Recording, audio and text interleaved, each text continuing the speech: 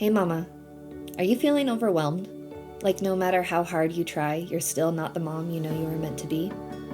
I get it, and I'm here to tell you you were designed for more, and together we can get you there. Welcome to the Nature to Nurture podcast. I'm Tiffany, an early childhood specialist, advocate, and mom on this journey with you.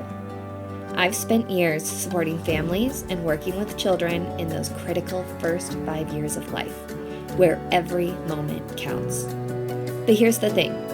The same caregiving practices that help 0 to 5-year-olds thrive are the very same practices that help us, as adults, live purposeful, connected, and thriving lives.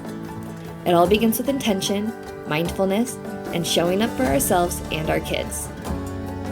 In this podcast, I'll help you discover simple tips and practices for raising your little ones with intention and care, while also guiding you to become the caregiver that you've always wanted to be, the one that you dream of. Each week, I'll share stories from my own life, some practical strategies, and research-backed insights to help you slow down, reconnect, and find joy in the everyday moments.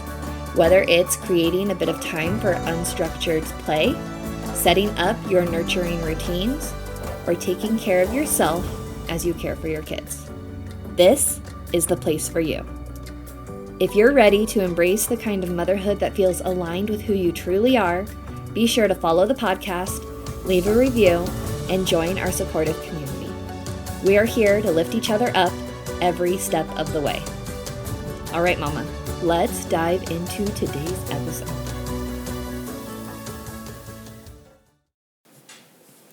Hey, Mama. Welcome back to Nature to Nurture. I see you. I see you balancing a million things, caring for everyone else, and probably thinking, really, self-care? Who has time for that? Trust me, I've been there. I know that feeling. But what if self-care didn't have to be just another chore? Today, I'm here to guide you toward a new way of looking at self-care, a way that's creative, fun, and made just for you. In this episode, we're going to be diving into creative self-care ideas that don't require hours of free time or a big budget. These are practices that help you reconnect with yourself in ways that feel simple, inspiring, and sustainable. I'll share some of my personal experiences, a little bit of research to back that up, and some practical ideas that you can start using today.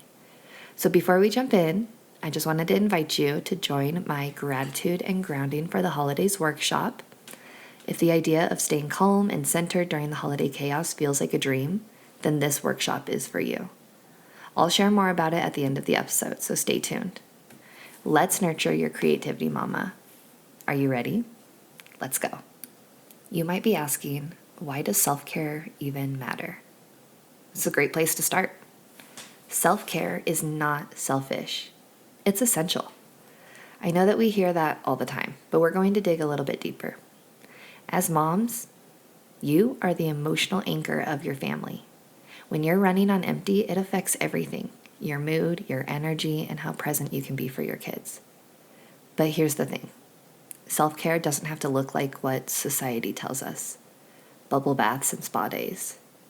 I know those are fun if you enjoy them, but self-care can be as unique as you are. For me, the game changer was realizing that self-care could be creative. I am a creative being. I love art. I love creating. I love crafting. I love new ideas.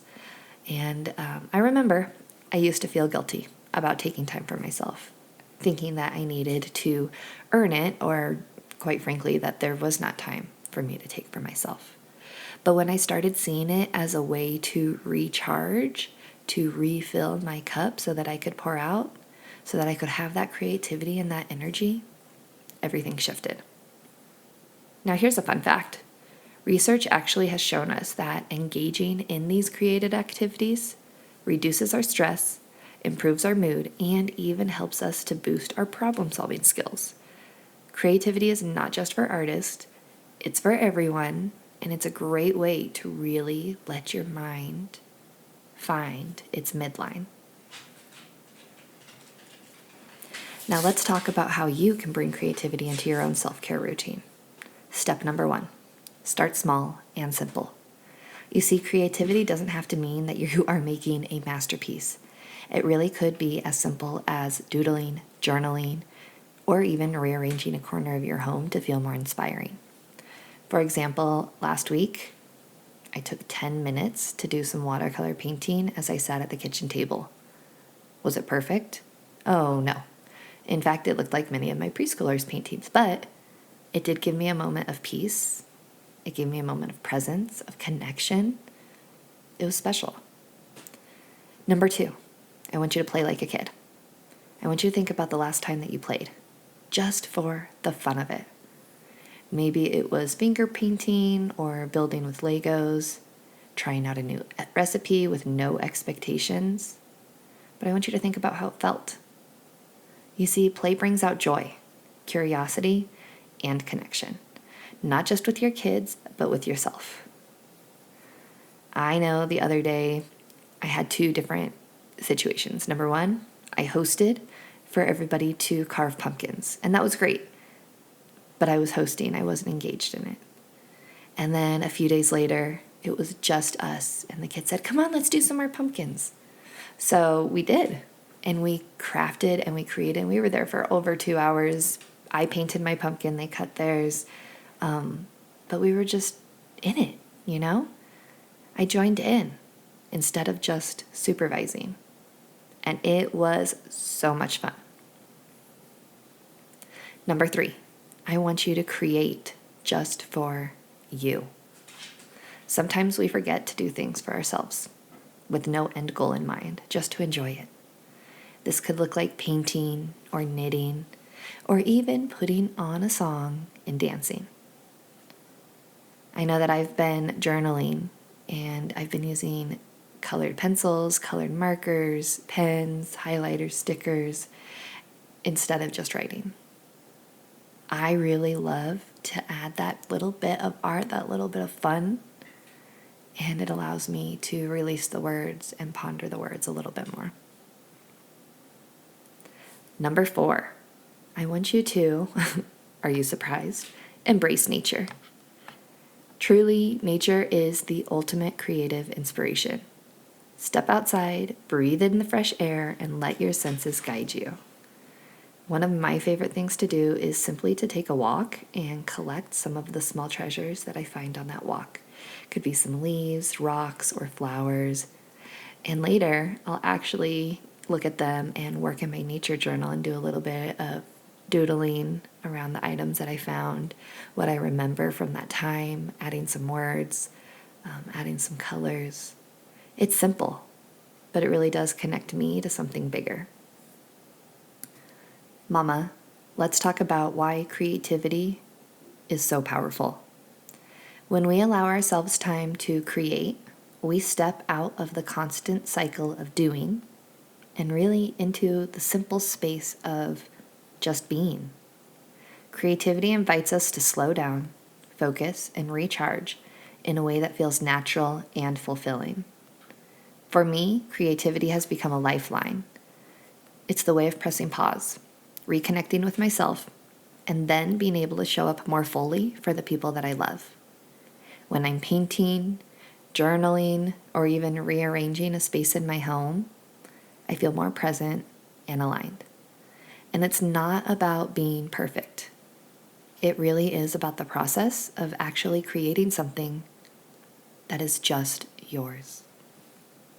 And remember, like I said earlier, creative activities really does help us. It's been proven to help us reduce our stress, increase our feelings of happiness, and improve our problem-solving skills. Again, this is not just a way for you to relax. This really is going to feed you, fill you, and help you to thrive.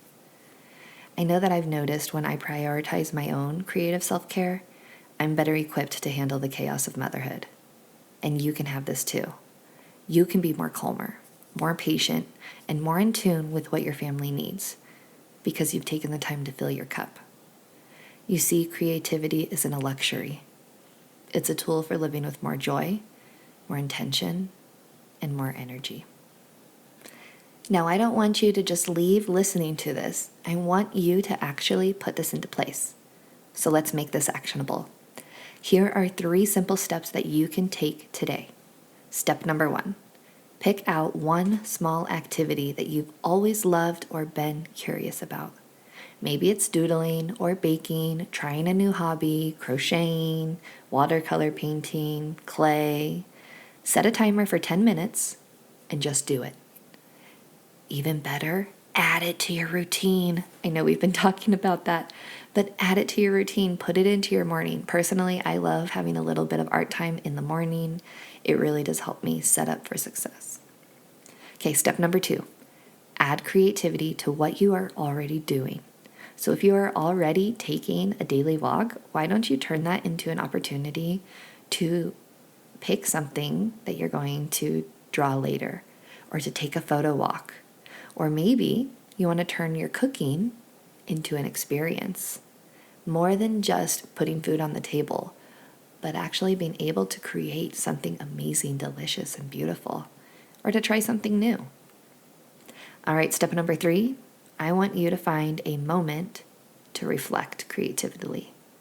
Maybe you're going to write in a journal, but instead of just writing, I want you to add some sketches or some notes in different colors. Or maybe you're not journaling. That's okay. Maybe you just have your planner. Add a couple of doodles to that planner. That's okay too. Remember, self-care doesn't have to be perfect. There's no right way or wrong way. There's just your way.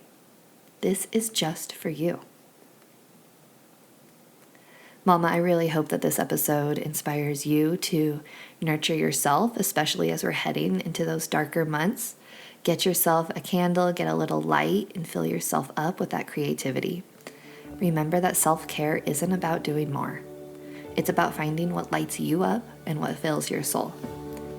And if you're looking for a deeper way to stay grounded and connected this holiday season, I would love for you to join my Gratitude and Grounding for the Holidays on November 23rd at 7:30 p.m. Mountain Standard Time. We're going to gather on Zoom for a peaceful evening of reflection, some grounding, and setting intentions for the holiday season. You can register at bit.ly/gratitude and grounding, and you can also find all of those details down in the show notes, or reach out to me directly on Facebook or Instagram. In this, we are going to be exploring those simple practices to help you stay calm and present during that busy season of the year that feels like a flurry. Thank you so much for spending this time with me. And don't forget, if you enjoyed what you heard today, subscribe and review the podcast.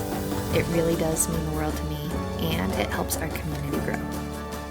Until next time, keep nurturing yourself and creating space for what really matters most to you.